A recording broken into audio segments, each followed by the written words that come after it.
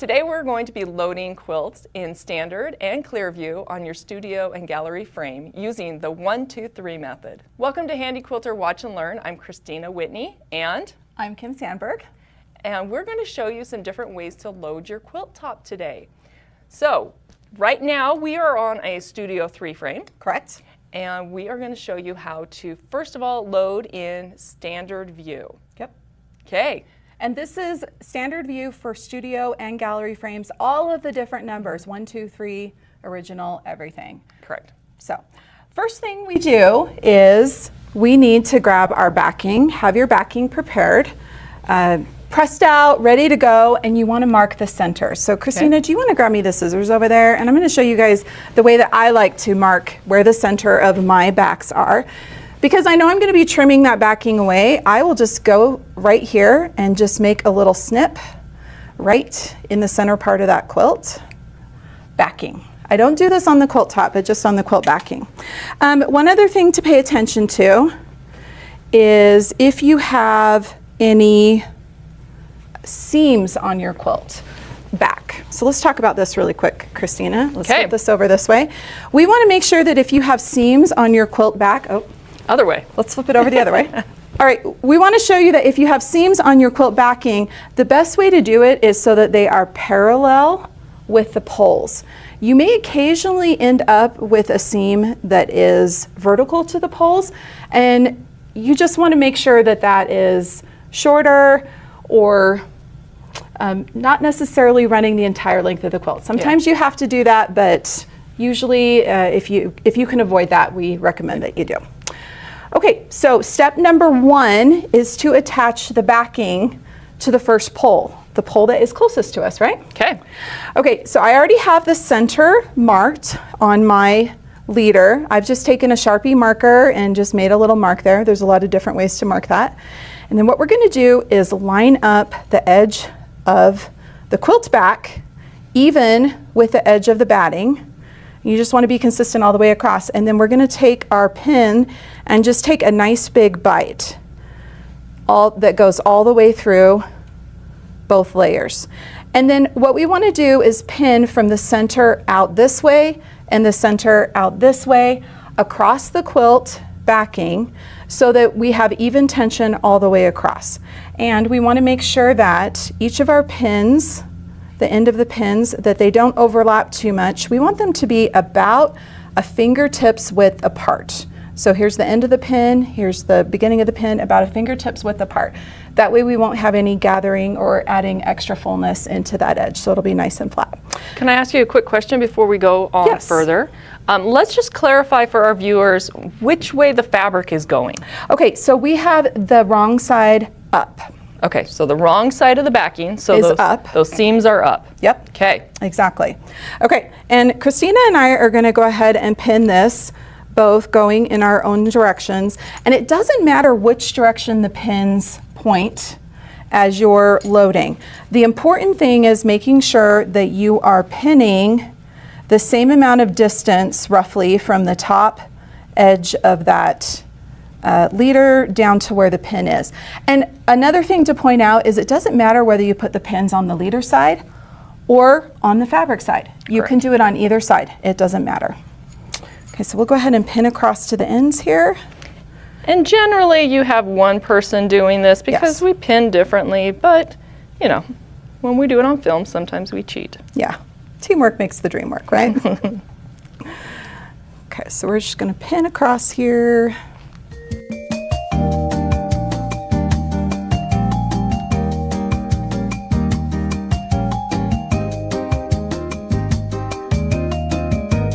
Okay, so I've come to the end of my quilt backing. And this last pin, I want to make sure all of my other pins are pointing in this direction.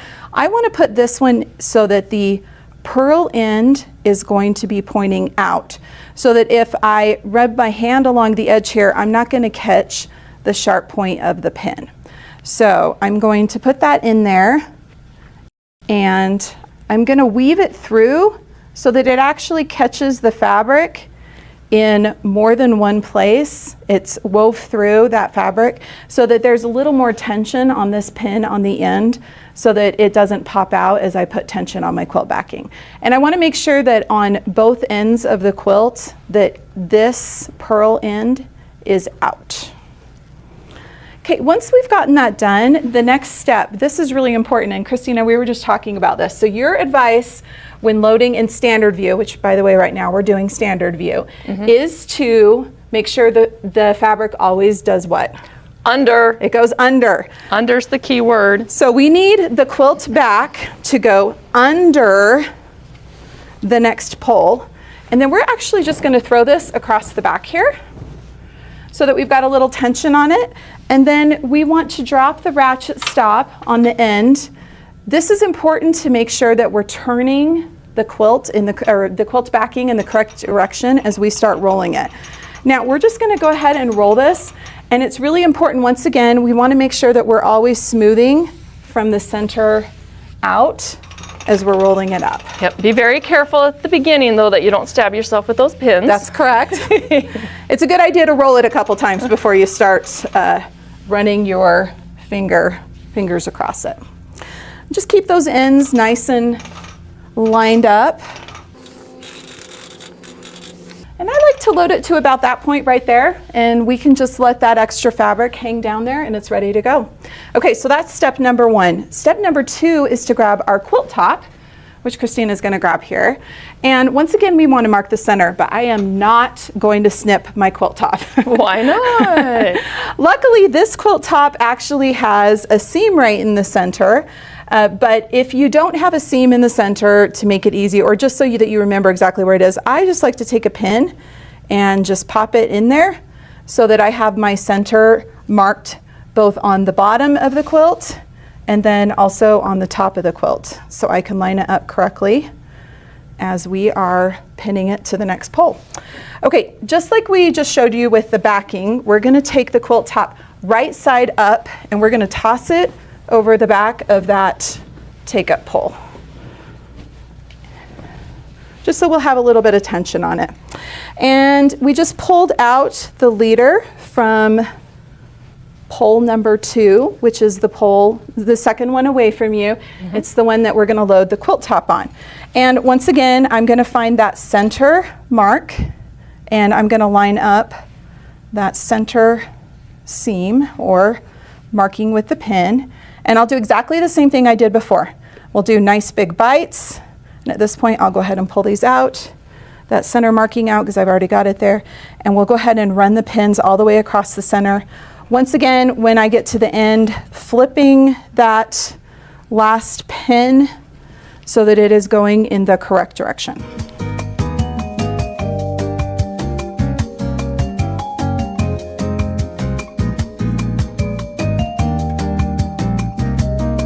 So once again, here on the end, I'm going to weave in that last pin, making sure I turn that purl side out so I won't catch it on my fingers or the side of my hand when I'm rolling that quilt up.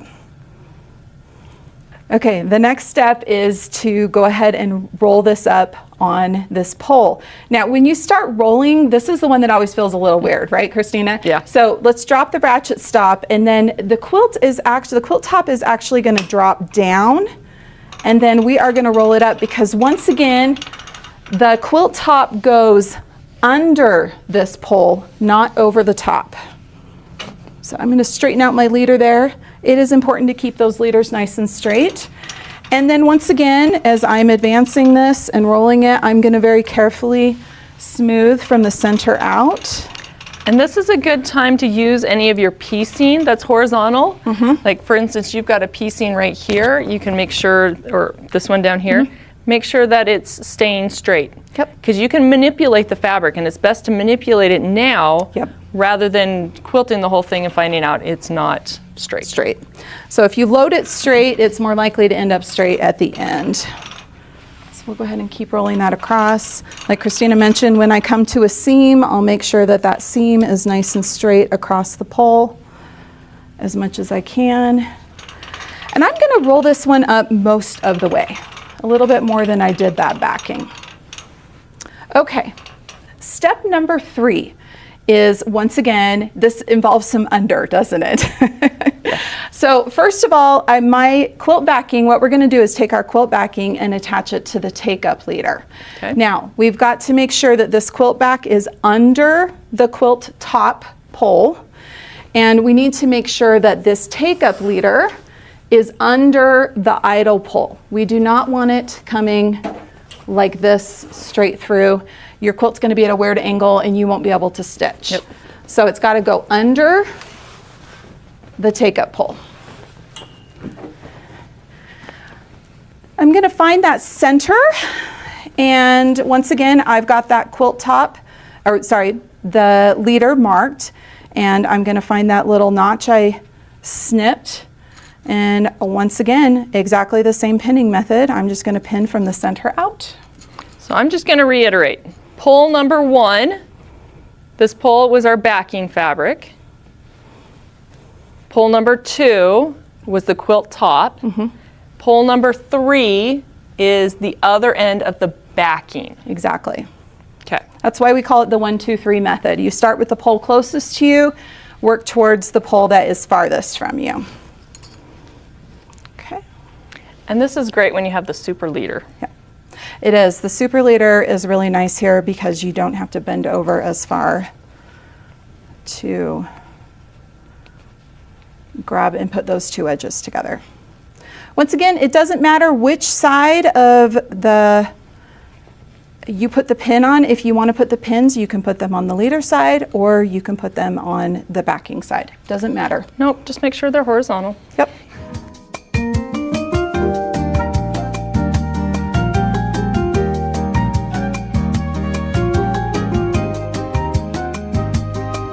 Just a reminder, once again, as I get to the end here of my quilt back, I'm going to turn this pin so that this purl is facing out.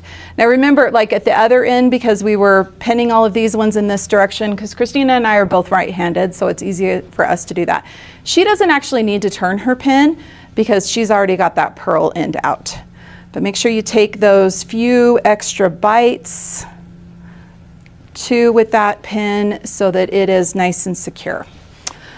All right, now I always feel like this is when the frame is really truly loaded. So at this point we want to go ahead and drop the ratchet stop on the take-up pole, and then we can go ahead and use that hand wheel and go ahead and start advancing that quilt back up there.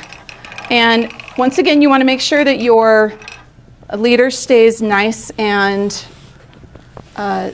smooth. Once again, smoothing from the center out so nothing shifts or goes in a different direction.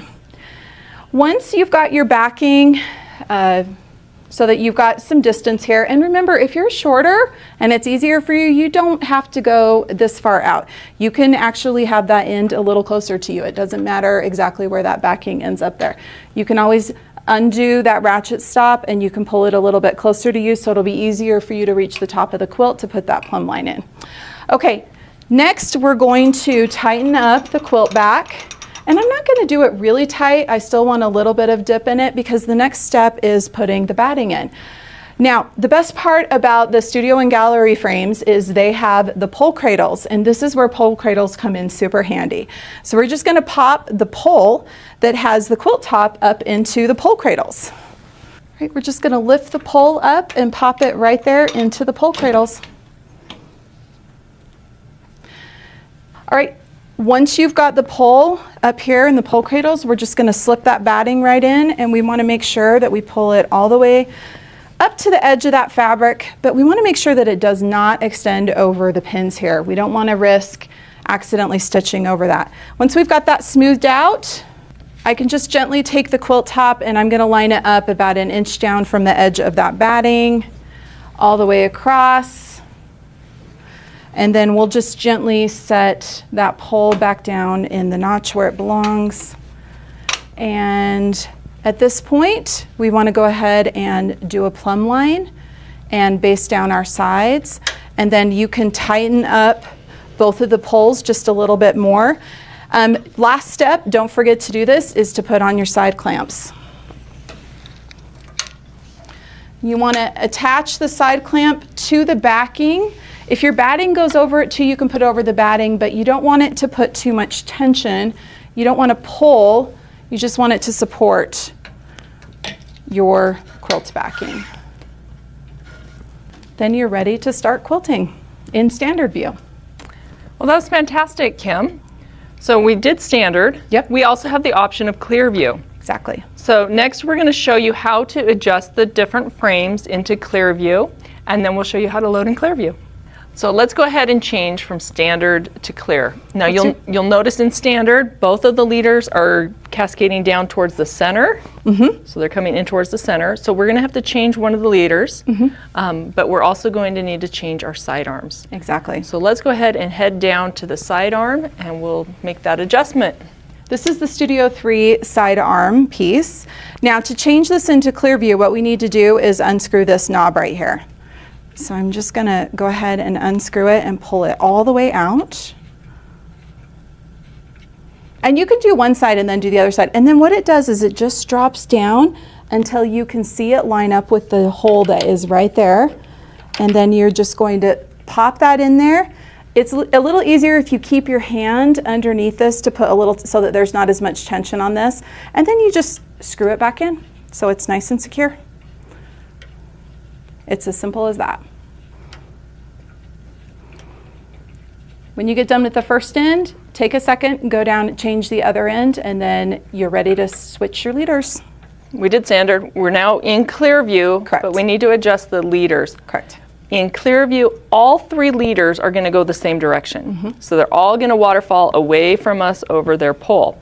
So this pole number 2, we're going to go ahead and loosen that up. And these are all Velcro, so we can just pull that leader off. And hopefully you've marked the center of your pole already and the center of your leader. So finding that center point, lining it up with your pole, and then keeping it as straight as you can. Go ahead and press that leader on.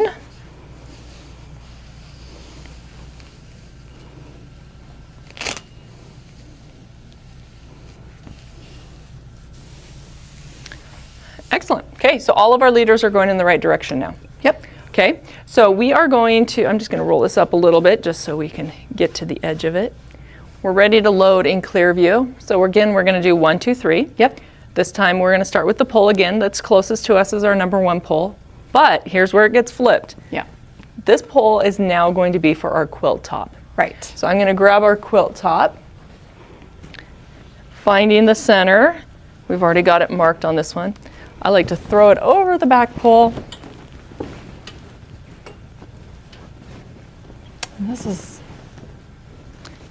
And we're loading this the long way. Yeah. Okay. So I'm going to take this top leader from pole number 1, pulling it over, finding my centers. I've got the center of my leader, the center of my quilt top, and we're going to do the exact same pinning that we did before. Okay, just a reminder, the quilt top is pretty side up, and we are now going to hit the ratchet. And rolling this up. And I like having mine over the back because it gives it just a little bit of tension to help keep things nice and smooth.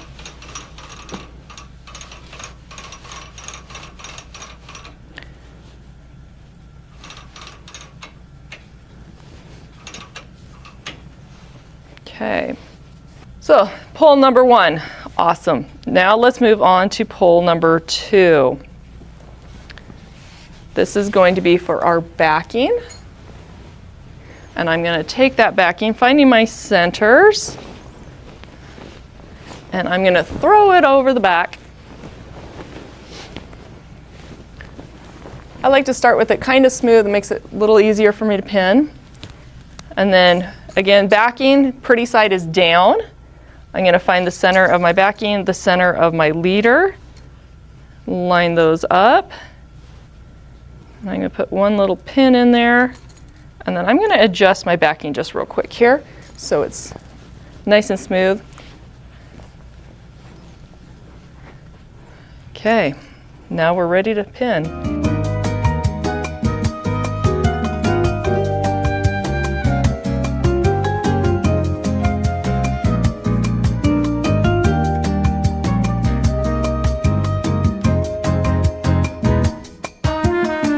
Okay, we've got the backing all pinned. Now we are going to put the ratchet stop down. And you'll notice that we're going to use a different ratchet stop than we did in standard view. So this one has two different options. So let's go ahead and put that ratchet stop down. Now as I turn the pole, you'll hear that clicking, and you always want to hear the clicking so you know you're going the right direction. Okay, I'm not going to roll it all the way up because I'm going to go ahead and attach it onto pole number 3. So let's flip that. Get that take-up bar leader all straightened out. Find the center of my take-up leader, the center of my backing, line them up, and let's start pinning.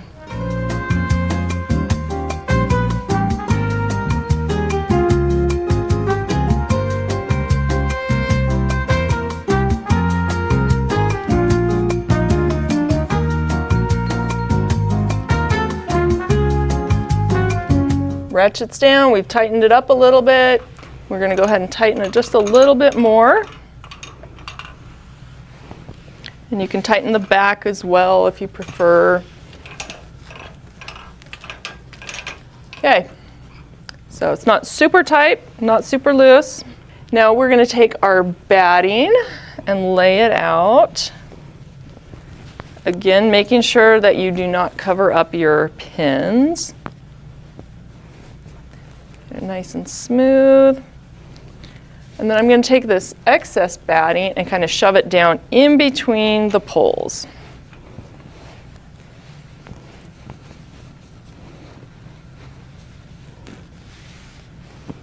Beautiful. Now with the quilt top, we're going to release the ratchet so that we can pull this out and over the top. At this point, you would stitch your plumb line, stitch your horizontal lines basting down the sides, and side clamps as well.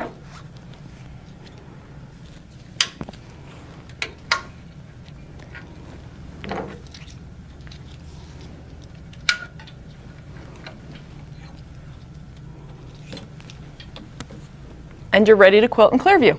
Awesome. So that's the difference between standard and Clearview, again on the studio frames and the gallery frames. And using the 1, 2, 3 method. Exactly. If you count the batting, it's number 4, but you know, we'll call it the 1, 2, 3 method. So hopefully you were able to learn some stuff from that, and make sure you stay posted for some of our different pictures from Instagram. And if you want your pictures to show up, make sure you use the hashtag and have fun quilting.